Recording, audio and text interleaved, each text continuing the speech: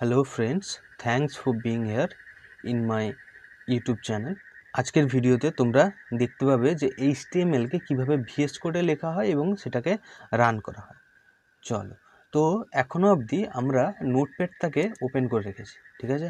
নোটপ্যাডটাকে open করে রেখেছি এবং ওই এইচটিএমএল ফাইলগুলোকে আমরা কীভাবে রান করেছিলাম, একটা ফাইলকে আমরা দেখলাম course.html নামে। এই course.html ফাইল আমরা ভিএস কোডে রান করব। আমরা ভিএস কোড ওপেন করে নিয়েছি এবং এই মুহূর্তে আমরা যে ফাইলটাকে ওপেন করব সেটা হচ্ছে নোটপ্যাডে ইউজ করা ফাইল, সেটা হচ্ছে course.html। তো এখানে দেখো এই অপশানে আসবো, ভিএস কোডের এই ফাইল অপশানে আসবো। আমরা ভিএস কোড সম্বন্ধে অতি বিস্তারিতভাবে আলাদা একটা প্লেলিস্টে জানবো, ঠিক আছে? তো এখানে আমরা শুধুমাত্র ভিএস কোডের ব্যাপারে জানো, এই ফাইলে আসবো এখানে। তো এখানে এসে নিউ ফাইলে ক্লিক করব, কারণ আমাদের একটাই ফাইল খোলা আছে, তো আমাদের ফোল্ডার খোলার দরকার নেই। ওপেন ফাইলে ক্লিক করব একটাই। তো ওপেন ফাইলে ক্লিক করার পর আমরা চলে আসবো এখানে ডেস্কটপে আসার পর আমরা course.htmlটাকে পাচ্ছি, এটাকে আমরা ক্লিক করব এবং ওপেনে ক্লিক করব। এবং ওপেনে ক্লিক করার পর এখানে লেখা আছে, দেখো, do you want to allow untrusted file in this workspace? Yes I want it. Okay, ওপেনে ক্লিক করে দিলাম। দেখো ওই ফাইলটা কিন্তু এখানে ওপেন হয়ে গেল, বোঝা গেল? তাহলে ফাইলটা ওপেন হয়ে গেল। এই এক্সপ্লোরার ট্যাব এটাকে বলে। মাউসের কার্সারটাকে লক্ষ্য করো, হ্যাঁ, লেফট আপ কর্নারে। তো ওটাকে আমরা ক্লিক করে দিলাম, ওটা কিন্তু বন্ধ হয়ে গেল। এবং এটাকে আমরা শর্টকাটেও প্রেস করতে পারি, Ctrl+B, কিবোর্ডে Ctrl+B প্রেস করলে ওটা কিন্তু বন্ধ হয়ে যাবে। তো এক্সপ্লোরার ট্যাবটাকে আমরা ক্লোজ করলাম এবং এই লেখাটাকে কিন্তু আমরা ভালো করে দেখতে চলেছি। কি আছে, ওই যেটাই আমরা নোটপ্যাডের মধ্যে লিখেছিলাম, নোটপ্যাডটাকে দেখাচ্ছি। দেখো নোটপ্যাডের মধ্যে যে সিম্পলভাবে লেখা ছিল টেক্সটগুলো, এখানে কিন্তু একটু রঙিন আকারে লেখা থাকছে। এবং এই যে HTML এই দেখো এক্সটেনশনটাকে, এবং তার গায়ে একটা চিহ্ন দেওয়া আছে। এই ফাইলের আগে, ফাইলের নামের আগে কিন্তু একটা চিহ্ন দেওয়া আছে, যেটা HTML এর সাইন। তো এইভাবে কিন্তু ভিএস কোড আমরা ইউজ করলে, এটা মাইক্রোসফটের দ্বারা তৈরি, এই এডিটরটাকে ইউজ করে আমরা কিন্তু প্রজেক্ট বানাবো। নোটপ্যাডটাকে কিন্তু এখানে ইউজ করা যাবে। নোটপ্যাডটাকে ক্লোজ করলাম এবং তোমরা চলে আসো এই মুহূর্তে এখানে course.html এর মধ্যে এই জিনিসটাকে আমরা কীভাবে শিখতে পারবো। ওকে, তো তার জন্য দেখো HTML হেডারের মধ্যে আমরা কিছুই লিখেছিলাম না, বডির মধ্যে এইটুকু লিখে রেখেছিলাম এবং HTML এর এখানে ক্লোজিং ছিল।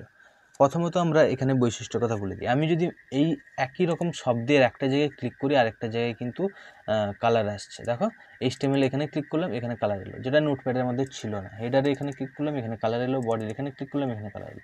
এখানে তোমার বুঝতে সুবিধা হবে যে পুরো ট্যাগটা কোত্থেকে কত, এবং সাইডে লাইন নাম্বার দেওয়া আছে। তো এখান থেকে তোমরা বুঝতে পারবে। মানে বলতে চাইছি যে HTMLটা দেখো 1 নম্বর লাইন থেকে শুরু করে 11 নম্বর লাইন পুরোটাই হচ্ছে HTML এর ডকুমেন্ট। এখান থেকে এত দূর অবধি HTML ডকুমেন্ট, মানে HTML ট্যাগটা এখানে ওপেন আছে, এখানে ক্লোজ আছে। তারপর এর মধ্যে দুটো ট্যাগ ব্যবহার করা হয় প্রধানত, আমি বলেছিলাম, একটা হচ্ছে হেড, একটা হচ্ছে বডি। হেড ট্যাগ এখানে ওপেনিং আছে, এখানে ক্লোজিং আছে, মানে 2 নম্বর লাইন থেকে 4 নম্বর লাইন ওপেনিং হেড ট্যাগ আর ক্লোজিং হেড ট্যাগ। তারপরে হচ্ছে বডি ট্যাগ 5 নম্বর লাইন থেকে 9 নম্বর লাইন, এখান থেকে এত দূর হচ্ছে বডি ট্যাগ। বডি ট্যাগ এখানে ওপেনিং, এখানে ক্লোজিং। বডি ট্যাগের মধ্যে যাবতীয় যা কিছু লেখা হয় সেটা আমরা কোথায় দেখতে পারি? এখানে দেখতে পারি, তাই তো? এই ফাইলের মধ্যে আমরা দেখতে পারি। এটা কিন্তু এখনও কাজ করবে, কারণ কি, ফাইল তো সেম ড্রাইভারই সেভ করা আছে, তাই তো? ফাইলের পাথ সেম, বোঝা গেল? ফাইলের পাথ এখনও একই, টেক্সট এডিটরটা আলাদা, ফাইল পাথ এখনও একই। ভিএস কোডে আমরা এডিট করি। আজকে আমরা কয়েকটা নতুন নতুন ট্যাগের সম্বন্ধে শিখব। প্রথমত, যখনই আমরা ওয়েব পেজে কিছু কন্টেন্ট লিখব, সেটাকে যথাযথ তার মানে বোঝানোর জন্য, বোঝা গেল, আমরা মানে বোঝানোর জন্য ইউজ করি সিমান্টিক ট্যাগ। মানে কয়েকটা ট্যাগ, তাকে বলা হয় সিমান্টিক। এর বাংলা মানে তোমরা সার্চ করে নেবে, বুঝতে পেরে। তাহলে সিমান্টিক ট্যাগ, আমরা সিমান্টিক ট্যাগ ইউজ করব সেই জিনিসগুলোকে লেখার জন্য। সুতরাং এখানে দেখো আমরা লিখে রেখেছি হ্যালো, তারপরে কনভারসেশনগুলো লিখে রেখেছি। তাহলে এই ধরনের কনভারসেশনকে আমরা এমনি করে যদি লিখে রাখি, তার একটা কোনো মানে ওয়েব ব্রাউজার পাবে না যে এটা কেন লেখা আছে, কী কারণে লেখা আছে। তাহলে ওই মানেকে দেওয়ার জন্য আমরা এখানে যে ট্যাগগুলো ব্যবহার করব, সে ট্যাগগুলোর মধ্যে একটা হচ্ছে পি ট্যাগ, একটা হচ্ছে পি ট্যাগ। যেহেতু আমি ভিএস কোড ইউজ করছি, তাই অটোমেটিক্যালি আমি পি লেখার পর দুটো জিনিস পেয়ে গেলাম। আচ্ছা, এটাকে এন্টার করে আমি একটু স্পেস নিয়ে নিচ্ছি, ঠিক আছে, যাতে করে যেটা লিখবো ওটাকে তুমি বেশি ভালো করে দেখতে পারো। এবং ভিএস কোডটাকে ফন্টটাকে আমি বাড়িয়ে নিচ্ছি কন্ট্রোল++ কি টিপে, যাতে তোমরা এই জিনিসটাকে একটু ভালো করে দেখতে পারো।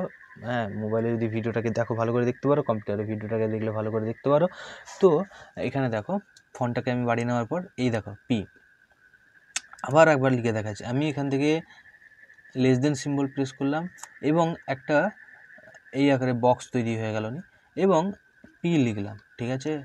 তারপরে ক্লোজিং ট্যাব দিলাম, সঙ্গে সঙ্গে ভিএস কোড আমাকে কিন্তু ক্লোজ করে আরেকটা পি ট্যাগ দিয়ে দিল, মানে ক্লোজিং দিয়ে দিল, ওপেনিং লেখার পর ক্লোজিং দিয়ে দিল, কারণ এটা কন্টেনার ট্যাগ ছিল।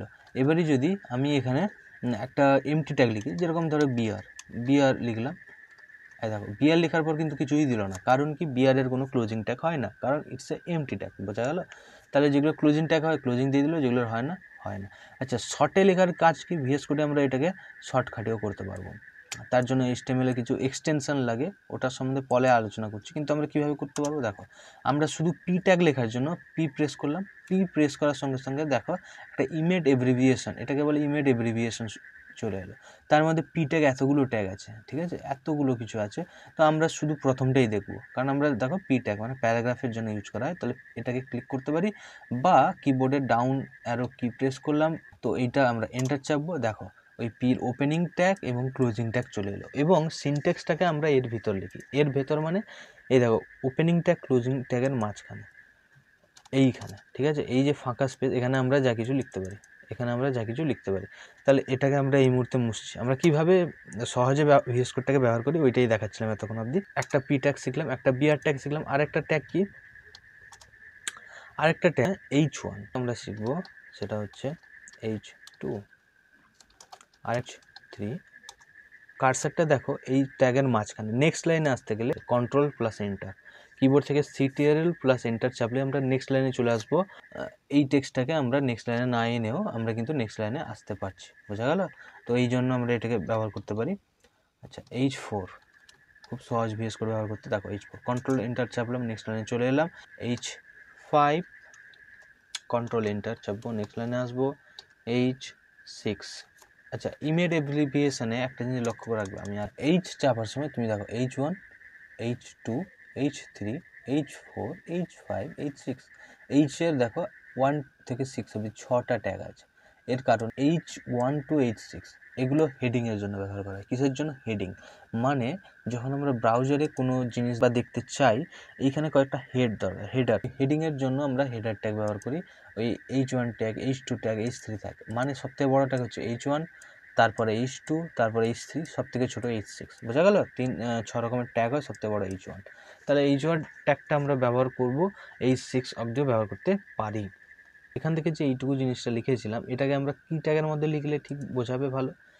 এটাকে আমরা যদি প্যারাগ্রাফ ট্যাগের মধ্যে লিখি তাহলে জিনিসটাকে ঠিকঠাক বোঝাতে পারে, তাই না? ওয়েব ব্রাউজারকে একটা মিনিং দেবে যে আমরা প্যারাগ্রাফ এটা লিখছি, বা আমরা কনভারসেশন করছি, একটা প্যারাগ্রাফের মধ্যে আমরা এটাকে লিখতে চাই।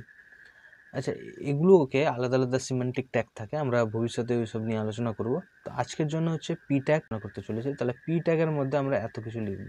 তাহলে আমরা কার্সারটাকে লক্ষ্য করো, এখান থেকে পি লিখব, আর এখানে একটা পির ক্লোজিং ট্যাগ দিতে পারি, অথবা এর মধ্যে এনে পুরোটাকে ছেড়ে দেবো, ঠিক আছে।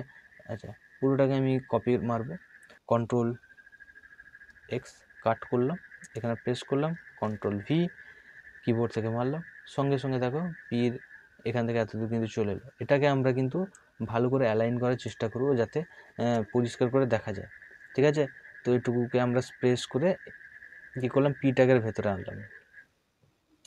এখানে দেখো এই কোডটা এলোমেলো লাগছে, এটাকে ঠিক করার জন্য এখানে আনবো, এটাকে এন্টার কি হিসেবে, পিটাকে নেক্সট লাইনে আসবো, এটাকে এখানে আনবো। চলো, এইটাকে আমরা কিন্তু ব্রাউজারে রান করে দেখব।